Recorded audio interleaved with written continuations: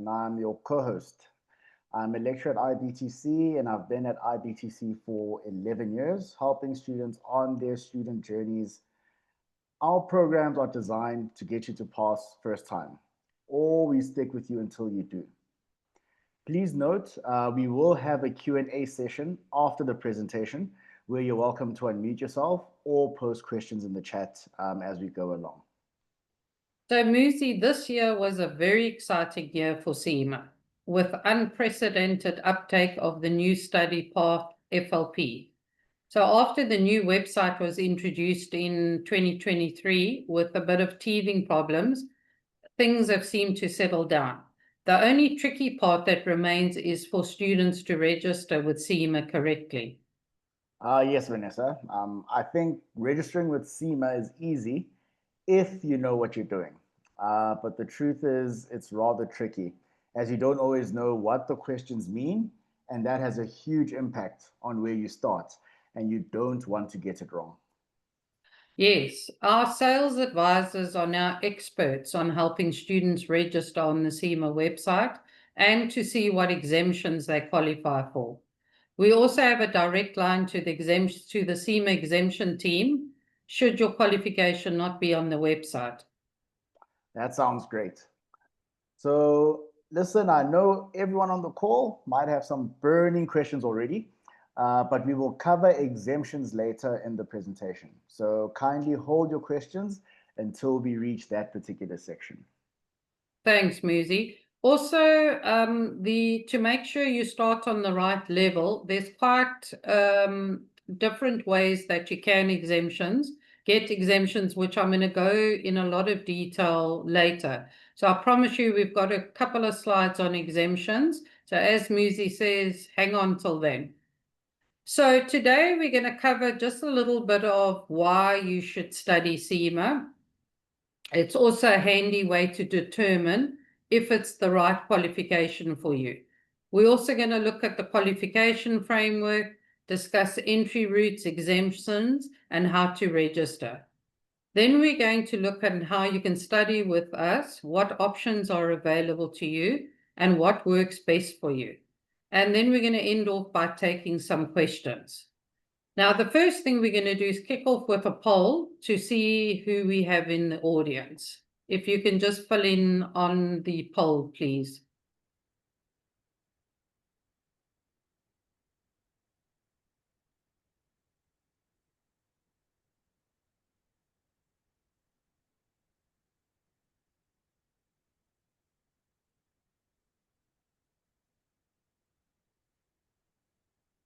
Okay, so I see we've got about 177 people in the audience. So I'm just going to wait until most of you have filled in the poll. This is useful information for me, so I know where to focus on the presentation.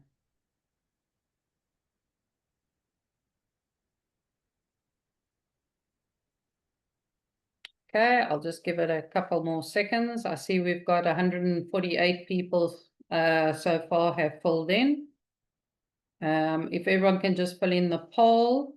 Okay, there we go. We're going to 150. Let's just give it a couple more seconds. As long as I get most of the people, that'll be great. All right, I think we can end the poll now and let's publish the results.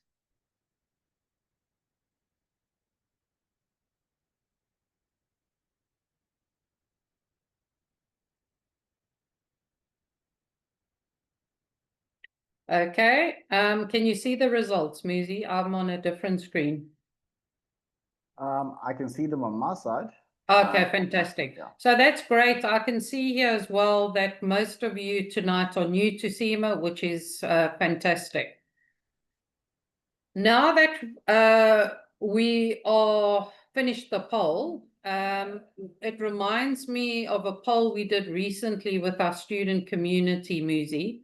We wanted to know what's important to students. What are the top things that they look for when choosing a college? This is what the results say. First and foremost, students want support. Then it's accreditation. I'm sure you know about all the colleges that suddenly became non-existent or lost their accreditation. And we understand why that's so important. Third place is results. The college pass rate is so important. And the fourth most important thing to students is the quality of the material and the tuition.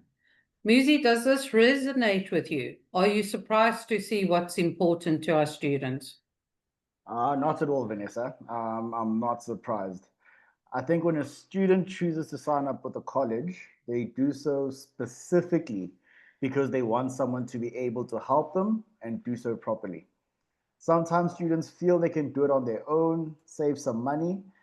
There are always a good number of students each semester who felt they could do it on their own, but after having failed their exams numerous times, they then decided to sign up for classes with IBTC.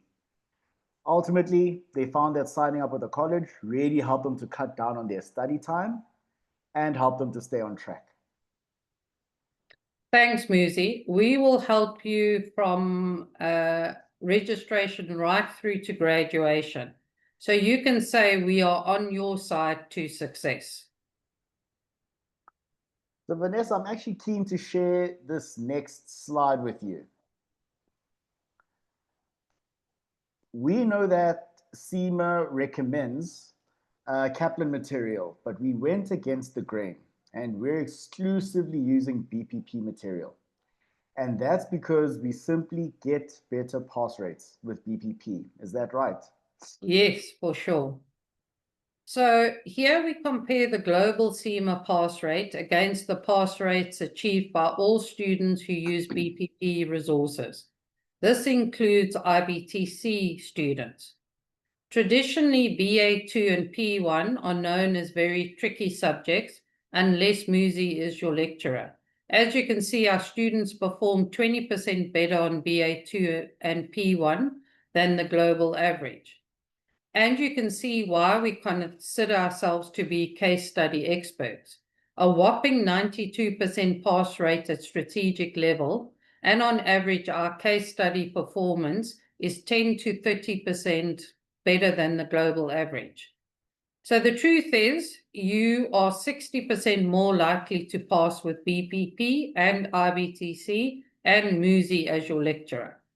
So Muzi is CIMA for everyone. Often students are wondering if they should do their honors next, or do CIMA, or do an MBA. They want to be sure that CIMA is the right career choice for them. The truth is that CIMA isn't for everyone. CIMA combines business and finance, kind of like an MBA and PSYCHA rolled into one.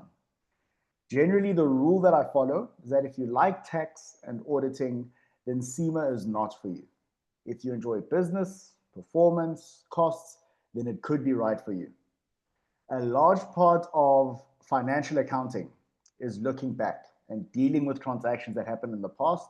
Management accounting is looking forward, dealing with budgets, forecasts, pricing, future risk, as well as strategy. Another reason to study CIMA is also that it's a professional qualification. You get an actual designation, the letter CGMA behind your name, versus academic qualification, where you're awarded a diploma or a degree. I feel that a professional qualification offers you more opportunities and better value for money on studying. Also, CIMA is a respected and well-known qualification across the globe. You can work around the world or right here for a global company. It's a very portable qualification. In fact, 95% of the world's top brands employ CGMAs. This means you are immensely employable. So if you look at the CIMA competency framework, Muzi, do you feel it reflects the skills required in your job at APSA? Yes, absolutely. You can see that there isn't just a focus on technical or financial skills, but also on people skills, business skills, digital skills, and leadership skills. So this competency framework is the foundation for your coursework and your exam, which is handy to know. So I think to sum it up, why I like CIMA is that CIMA is where business meets finance. It's a finance qualification and it's a business qualification. It's like being a CA with an MBA, which means you're competent in a lot of areas and you can play a multitude of roles.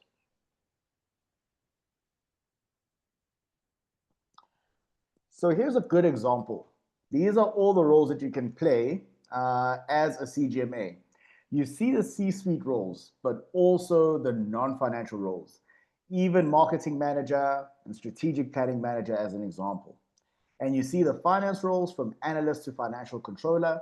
And then, of course, they are the consulting roles as well.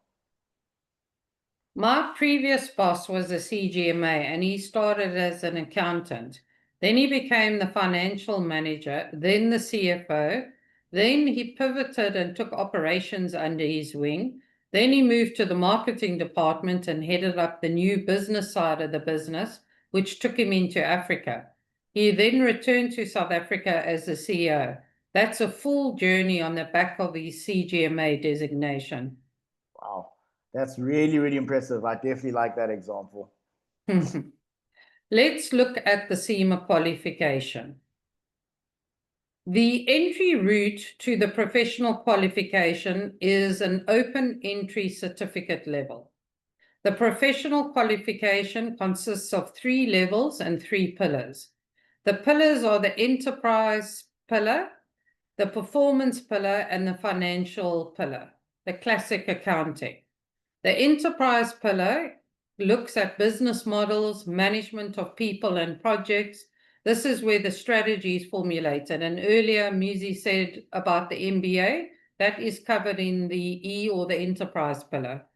The performance pillar, this is the heart of the CIMA qualification. You will use your management accounting and risk management skills to ensure that the strategy developed in E is realistic and to monitor its implementation. It deals with costs, budgets, pricing, capital expenditure, and managing performance. Here you focus a lot on risk. You learn how to progressively identify, classify, evaluate, and manage risk. The financial pillar focuses on the financial accounting and reporting obligations of the organization. This includes regulatory framework and external reporting requirements.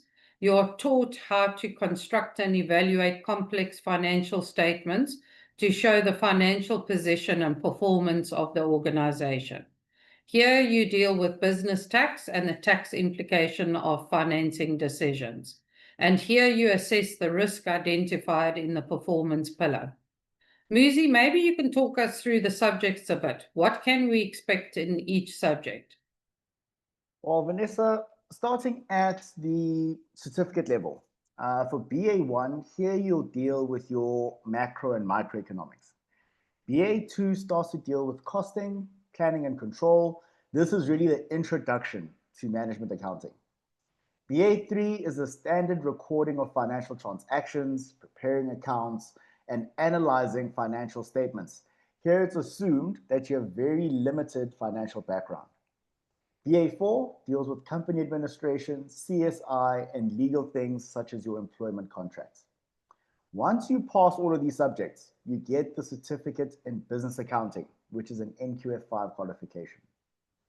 When we move on to the professional level, we see E1 that covers big data, shared services, and also the traditional business functions such as your sales, marketing, HR, operations, and IT. In P1, here you really start to get into the heart of it, dealing with manufacturing, things such as your marginal costing, absorption costing, budgets, pricing, break-even analysis, and probability distributions. F1 has your cash flows, inventory days, payables, receivables, tax, and preparing financial statements. Once you complete and pass all of these subjects, you then write your operational case study to then get your CIMA diploma in management accounting, which is an NQF6. When we now move on to the management level, in E2, you'll see things such as your business models, project management, and managing people. Things such as your health and safety and your negotiation strategies. P2 deals with managing costs, your activity-based management, just-in-time, KPIs such as your liquidity, profitability and ROI, as well as risk and control. Whereas F2, you'll deal with preparing group accounts and IFRS standards, as well as integrated reporting. Once you pass all of these subjects, you write your management case study to get your CIMA Advanced Diploma in Management Accounting. And finally, at the strategic level, that's where you start thinking like a CFO. In E3, you'll see PESTEL, SWOT, purpose, vision, value chain analysis, but all of these, of course, at a level of your CFO or CEO. In P3, here you do a lot of risk maps, risk control, cyber risk, strategic risk, etc. And in F3, you start looking at how to fund a business, how to take the business to the next level. You look at sources of long-term finance, mergers and acquisitions, and the like. On completion of your final case study, that's when your academic component of your studies are done, and you just need to complete your proof of practical experience to be awarded your CGMA designation. Thank you, Muzi, for that overview. Now what I want to do is look at the different routes to completing the CIMA qualification. Now what I want you to think about is coming from Joburg to Cape Town. So you can come by plane or you can come by bus. So I'm going to talk first about the bus route. So on the bus route, or the traditional level, which is known as the professional qualification route, you have to work through 13 subjects and sit 13 competency exams or objective tests. You also then sit 3 case study exams at the end of each of the professional levels. So if you're starting at the certificate level, there's 16 exams in total if you don't get any exemptions. And you have 10 years to complete all your exams. On the traditional or the PQ route, you prepare for your exam any way you want to. You can do it on your own, use a friend's book, or join a study group, or you can join a college like ourselves. You can study online, offline, classes, hybrid. It doesn't matter. When you are ready, you simply book your exam. On the PQ route, you can also buy 1 or 2 subjects at a time and buy your next subject once you've passed your previous subject. It's like a pay and go arrangement. Now, on the FLP route, that's when you're flying directly, you only have to do the 3 case study exams. It means you don't have to sit the 13 competency exams. Instead of those exams, you do continuous assessments on EP and F. That is, answer questions throughout your studies online to prove your competence, and you only sit the case study exams at the end of each professional level. On the FLP route, you cannot study on your own using textbooks and then sit the exam. You have to sign up onto the FLP platform through a tuition provider and then complete your OT competencies on the CIMA FLP platform. On this FLP platform, you will get all your study material, and interspersed in your study material are activities and questions in lieu of the exams you now don't have to do. You will also find your case study prep material on the FLP platform. On the FLP route, you pay for time. It's a subscription model, so you pay for access to all of the study material across all the levels. And you have to study as much as you can in the time you bought. If you bought a 1-year subscription, you must be dedicated and try and get through as much as possible. FLB is obviously a big upfront cost, while with the traditional route, you pay as you go. So what do I recommend? So on the traditional route, I feel you get more into the detail of the subjects. You learn more. It's probably because you're preparing for an exam. Because you know your subject content so well, your case study exam should technically be easier for you. With FLP, you don't write subject exams, so chances are you may battle when it comes to the case study exam because it draws on the EP and F knowledge. You just don't have the same foundational knowledge. However, we have included case study prep classes for our FLP premium option to help you prepare. Ultimately, it's a much faster route, of course, so it's a difficult decision, I imagine. What's important to know is whether you are on the PQ route or the FLP route, you will both write the same case study exam. Actually, Muzi, I think you better to answer this question. What do you prefer, the traditional route or the FLP route? Well, Vanessa, what I like about FLP is that there are fewer exams and it looks like you'll be qualified faster. But what I like about the traditional routes is that it's a lot more rigorous. You're doing this qualification to pick up skills, to learn more and work better. With PQ, I believe you'll get a lot more learning and your work performance will be better for it.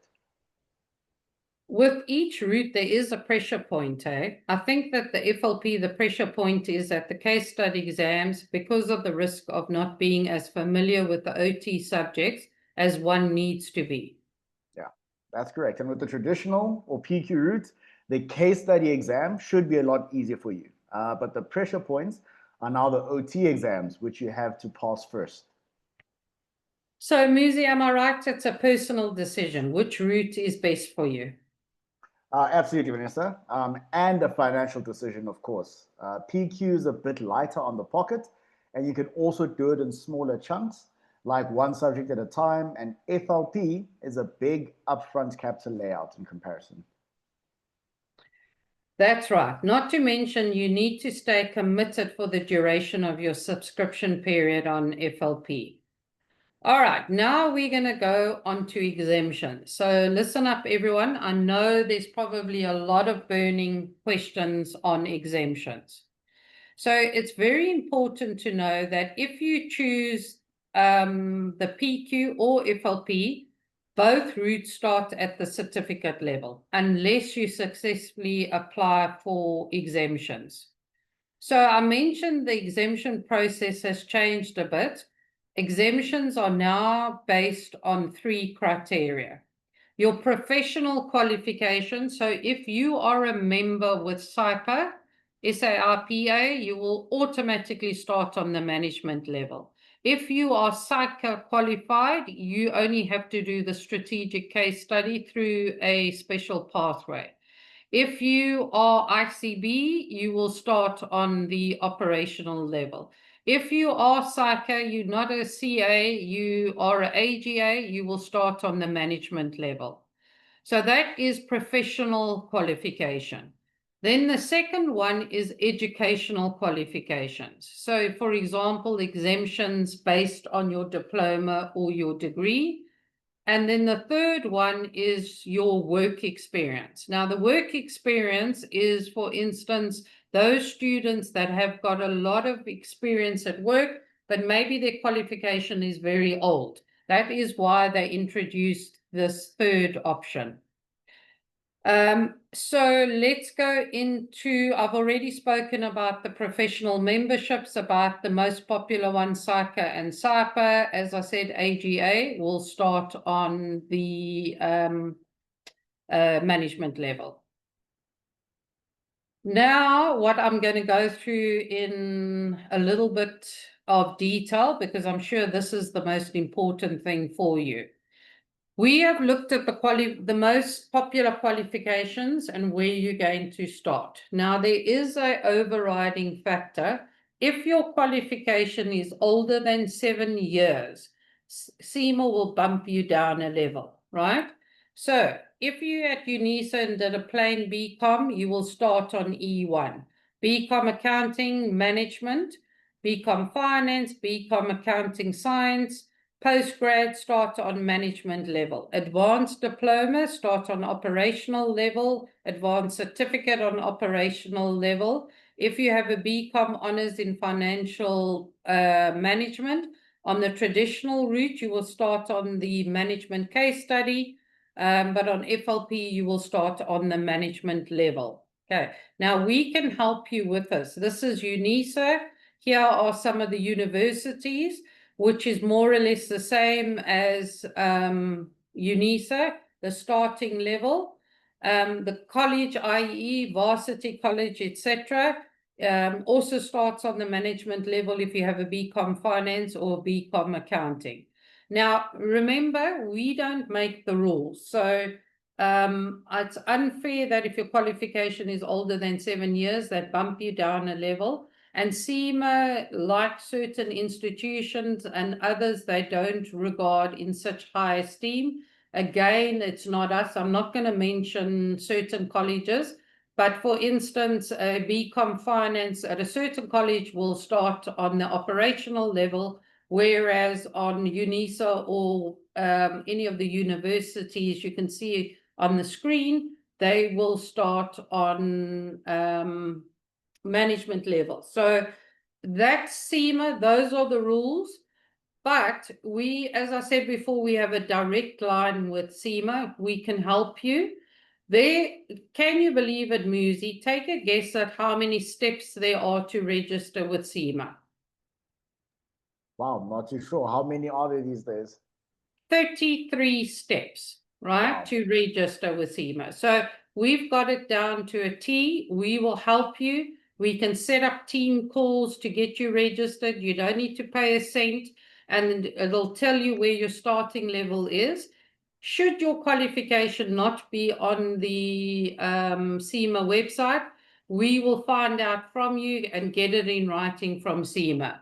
So please make use of IBTC. If you've got any queries or any assistance, I'm just going to ask one of my colleagues to put in the chat info@ibtc.co.za, and we're very happy to help you.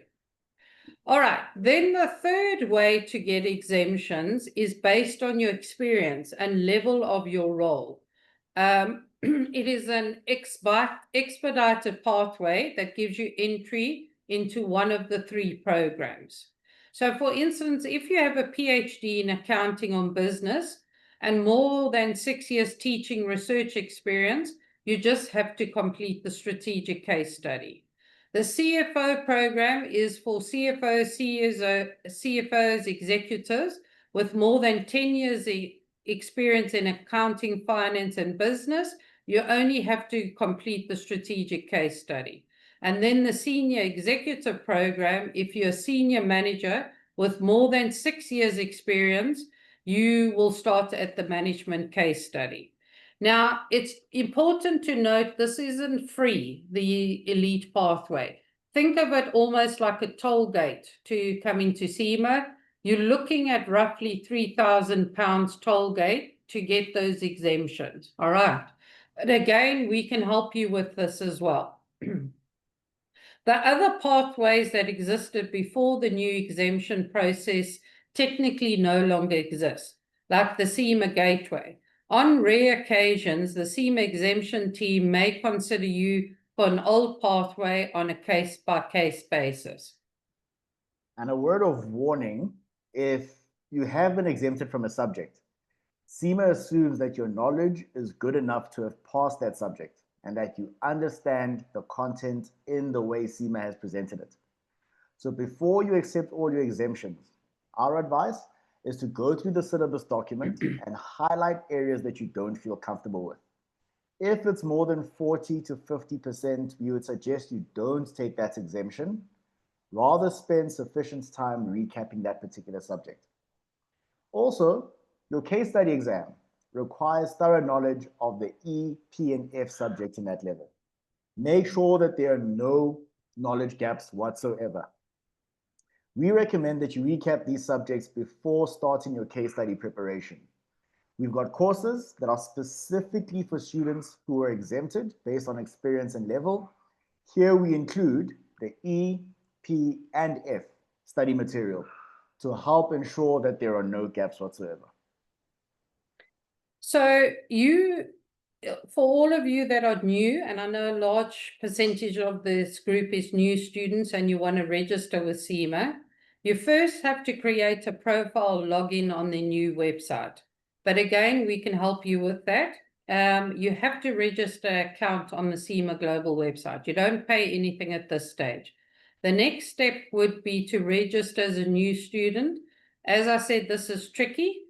And it's quite easy to make the wrong selection. Some students selected lecture experience, and then we had to fix it for them. And it's very important. I'm sure all of you in the audience are honest, but if you put a fake qualification and they find out and do an audit, you will be banned from CIMA forever. But again, just to highlight, please, if you need any help, just email info@ibtc.co.za and we'll help you register. Now, I don't know if everyone is aware, but recently they changed, is when you register and you decide you're going to do the traditional route, let's say you select one subject and you're starting on the management level, you will choose E2. You are forced to also purchase an exam token. So it's the E subject on each level that you have to take, or BA1 if you're on the certificate level. Now, the reason for this is to encourage you to sit your exam and get on with it. So the exam token is only valid for a year. In fact, all exam tokens are now only valid for a year, as opposed to the previous 2 years. Wow, Vanessa, like you said, that's quite complicated and quite a lot to remember, actually. Yes, but the sales advisors and myself, we are so au fait now with the website, so we'd love to help you.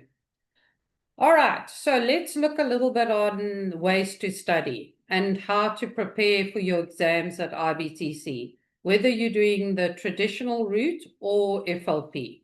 So let's have a look at the traditional study methods first. With IBTC, you have the option of attending virtual classes, doing an online course, or doing supported home study with us. Our virtual classes will start the end of February next year, and to hit the ground running, you can enroll now and study a few chapters prior to class. So it's a good time to sign up now as well. And I shouldn't be telling you this, but pay now so you avoid the price increase for next year. Included in your package is 13 live online classes with your lecturers 1 day a week, like Musi, and you have access to our online hub where you'll find recorded lectures by a UK lecturer as well. So these video lectures have 100% syllabus coverage. It's like getting 2 lecturers for the price of 1. We also have an online course starting every month for each subject.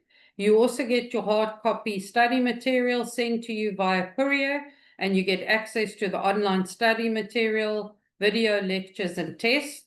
But note that you are on a schedule. There's a fixed start date, a cohort of classmates, and a tutor is responsible for the pass rate of your class. You have to follow a fast-paced schedule, and you'll be exam ready in 8 to 10 weeks. Guaranteed. Follow the steps and fail, then you can come back for free. It's our pass assured promise.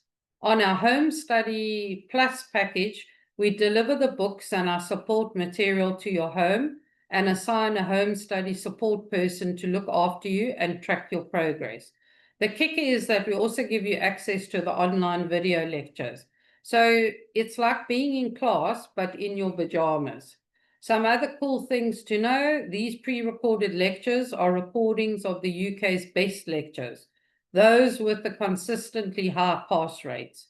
There are also revision videos, which are much shorter than the lecture videos, ideal for those 2 weeks before the exams. I hope this clarifies how our different PQ courses work. Oh, yes, it does. It's actually a nice way of explaining it, Vanessa. Thanks, Musi. Studying with PQ, let's look how to plan your studies. You are preparing to write an OT exam and you want to come to our classes. We recommend that you don't do more than 2 subjects at a time. In this example, you are studying E1, but it could just be BA1 or P2 or F3, and you are attending virtual classes on a Saturday. You come to class once a week for each of your subjects. I believe you never walk into a class cold. The session before class you use to prepare for the upcoming class, Then you attend class, and the following study session you consolidate and learn the work. You do this for 8 to 12 weeks. Some subjects are a bit harder. Maybe the book is just fatter, or you're less familiar with the content. Then you can add another study session on a Sunday, for instance, to ramp up your study hours. What this aims to illustrate is how you plan your studies, firstly, but it also tries to show you that you can really fit into a third subject, especially if you're also working a 9-to-5 job. First-timers often make the mistake of taking too many subjects at once and then end up failing them all. I'm not saying it can't be done. Many students have successfully studied 3 subjects at once. It's just knowing what you're in for and being able to make the commitment. Let's look at how you'll prepare for your case study exam. So in this case, it doesn't matter if you're doing the PQ or the FLP route. Both routes come together at the case study. My best advice is to always try and attend our case study exam prep classes. We have an almost 100% pass rate, and we only need 4 days to get you ready for your exam. Okay, so here's how we would do it. We recommend 100 hours to prepare for your case study exam. This, of course, is heavily dependent on how familiar you are with the underlying E, P, and F subjects. The most important thing to know is that the case study exam draws heavily on your EP and F knowledge. But say you've completed your EP and F exams in the last 12 to 18 months, the information is still quite fresh and will come back quite quickly, then you typically don't need more than 100 hours to prep for your case study exam. In week 1 and 2, you'll want to revise the EP and F subjects, ensuring there are no knowledge gaps. Then you read through the pre-scene in quite a bit of detail in preparation for your first class.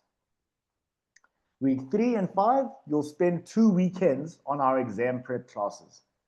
Here we analyze the pre-scene case study line by line, underlining, making notes in the margin, referring to all the models such as your SWOT, Mandelow's matrix, Ansof's matrix, Porter's value chain, McKinsey 7S's, and we'll do mock exams. In weeks 4 and 6, here you'll spend 2 weekends on question practice, filling in any knowledge gaps that were exposed in class, and then doing a final mock exam as well. And that's how we basically do it. That's great, Muzi. Right, we are on to now the aeroplane to FLP. So let's have a look at what study options are if you want to do FLP. So with FLP, you don't have the option of doing your own thing. To do the FLP route, where you only have to do 3 exams to qualify. If you're starting on the management level, it's 2, and obviously on the strategic level, it'll be 1. All the study material for all the levels are on the platform, and all the prep material for all the case studies are on this platform. You simply have to buy a subscription and work through the competency questions as quickly as possible to unlock the next case study. If you work through really fast and you pass your case study exam first time, you can work through all levels in little as a year. Although most students on the operational level will take 2 years, but if you're starting on the management level, there is adequate time to do management and strategic level in 1 year. As I mentioned earlier, you have to buy your FLP subscription through an accredited tuition provider like IBTC. We sell a standard and a premium package. Standard is buying access on the FLP portal. Also includes the following: registration and subscription fees, which can be for 1, 2, or 3 years. It includes your online material and questions.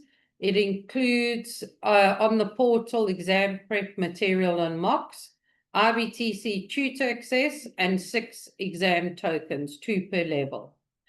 The FLP Premium came about because students asked us if they can attend our case study exam prep classes. So we've included 6 opportunities to attend our classes, 2 per level.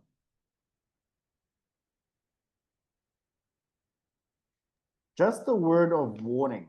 I recently saw another college selling FLP and boasting that it includes classes for EP and F. It's a very nice idea, but I need to warn you against it. You don't actually need it. You don't need extra classes or extra books. In fact, it's just a waste of time. Beware of packages that include extra stuff. They charge you extra, but it's not actually needed. Good point, Muzi. Less is more.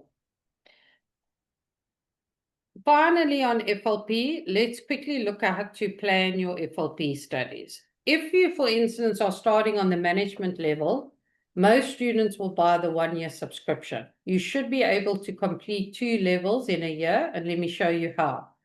This is illustrative. So if you started on the management level and you were to start, for example, the first week of December, then your first case study opportunity will be in February. But you probably won't be ready to sit your case study in February, I can tell you that. CIMA recommends 75 hours study time for each of the EP and F subjects on the FLP platform. So you can rather aim for the May case study. Then you can do EP, E3, P3, and F3, and then attempt either in August or the November strategic case study. So therefore, you can do 2 levels in 1 year with a few months to spare. Now, there are ideal start dates. So chat to us before you sign up for FLP so we can select the best start dates. Actually, having said that, it's ideal to sign up now because the next ideal start date is the first week of March next year. For the operational or foundation level students that are taking a 2 or 3 year FLP, the ideal start dates are less relevant, so you can start any month. I also want to remind you with FLP, there will be a price increase next year. So if you would like to pay this year, you can still start next year and enjoy a saving with the anticipated price increase. Muzi, can you talk us through some finance options for students? Yes, Vanessa, thank you. So we have 2 finance options for you. If you're on PQ, you will buy 1 or 2 subjects at a time. These range from 4,000 Rand to 8,000 Rand, depending on the subject and the study method. You can use IBTC's payment plan to pay for your studies, which is interest-free. You pay a small deposit, and the rest you put on a debit order for 4 months. This, unfortunately, is not available for FLP. The FLP route is substantially more expensive, at 62,500 to about 160,000. But remember that you can get through the full qualification in about 2 years. To pay for your FLP studies, you can take out a study loan with our loan partner, Student Hero. You can pay over a longer period than you can with IBTC, which also reduces the monthly installments.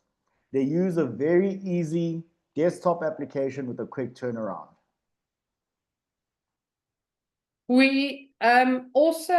I'd like to talk to you a little bit about our additional resources. We have an open day experience page. We will send the link towards the middle of next week to everyone who has attended today. Here you can watch today's presentation, and there's also videos on different topics like how to complete a level in a year, or winning with case study, or how to fill in your PR. You can also look at what our online portal, the video lectures and online tests look like, or what our online course looks like. There's also a lot to see here. So look out. My colleague is going to post the link in the chat. Now, just before we open the floor for questions, and I can see someone has raised their hand, I will get to you now. I just wanted to show you what our students think about